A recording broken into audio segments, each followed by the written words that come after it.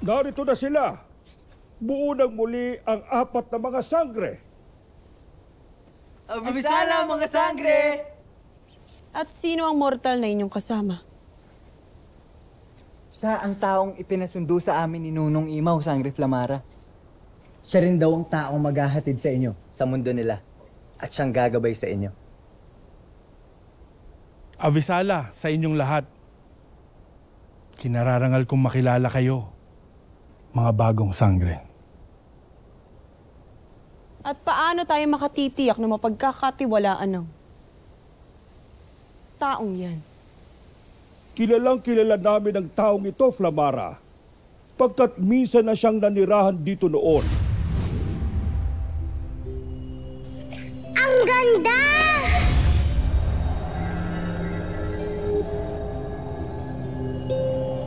Ayaw na umalis! Gusto mo sa akin ka na lang? At minsan na siyang naging tagapangalaga ng ikalimang brilyante. Ang brilyante ng diwa na nooy natapyas sa inang brilyante. Na nang matapos ang kaguluhan noon, ay muling ibinalik ni Cassiopeia sa apat na brilyante.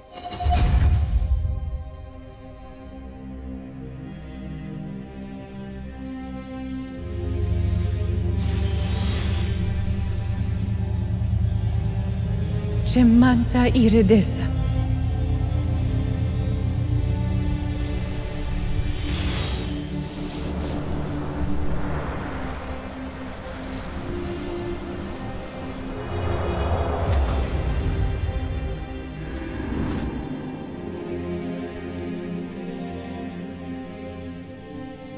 Si Pau-Pau ay mapagkakatiwalaan at maaasahan nyo.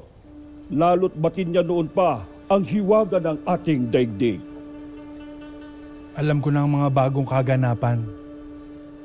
Kaya kung gustuhin ko mang bisitahin ang inyong mga ina, kailangan na natin umalis. Ngunit kailangan natin hintayan ang pagparito ni Ashti Danaya. Mabuti kung ganun. Matagal ko nang gusto kamustahin ang aking dating kaibigan. Hindi na natin kailangan hintayin ng nanay ko. Mas makakabuti na dito muna siya. Meron siyang mga kailangang asikasuhin kaya makakaalis na tayo. Handa na kami, Nunong Imaw. Kung ganon, ay ihahatid kayo ni Natukman sa lagusan patungo sa mundo ng mga tao. Dalhin niyo ang aking pagpapala at pag-asam na nawa ay magtagumpay nga kayo sa pahanap, madakip, at muling maikulong ang masamang bathala upang hindi na siya makapangwasak pang muli. Iingat ka, Sangre Flamara. Kayong lahat.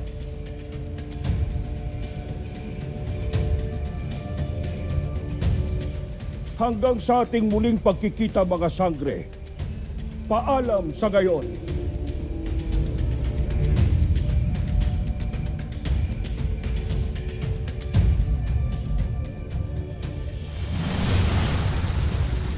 Soldarius, sana'y magtagumpay sila.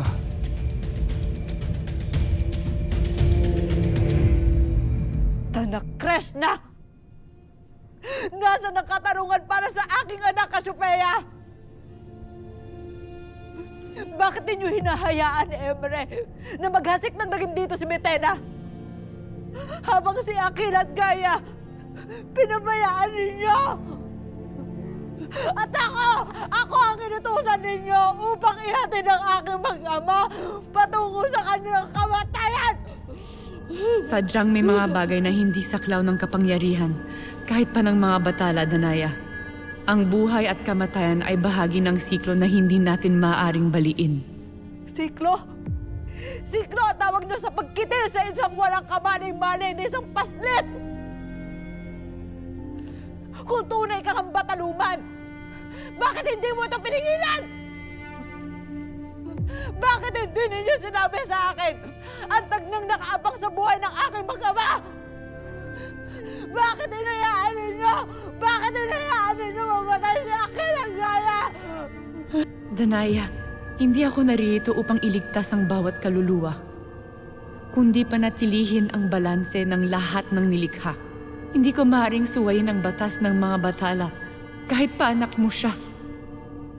Kahit anong paliwanag mo, malinaw sa akin na nagtaksil kayo sa akin ni Cassandra at Perena! Batid ni Perena? Oo, Alena. Nagsinungaling silang lahat sa akin upang paniwalaan ko na tama nga. Na tama. Nadalhin ko sa kapahamakan ng aking mag-ama sa mundo ng mga tao. Ngunit sige, ang puot na aking nararamdaman ay maaaring maglaho kung bubuhayin mo ngayon rin si Gaia. Ang kamatayan nila ay nakatakda na talaga, Danaya. Kung ibabalik ko ang kanyang buhay, paano naman ang buhay ng iba pang namayapa na? Hindi ba't hindi ako magiging makatarungan kung ikaw lamang ang aking pagbibigyan? Kung ito ang balanse, isinusumpa ko ang inyong kaayusan ni Emre. Lalo na ikaw! Ikaw, si Cassandra at Perena ang pumatay sa aking mag-ama! Kaya't hinahamon kita, Bataluman. Lumaban ka at patunayan ang iyong sarili.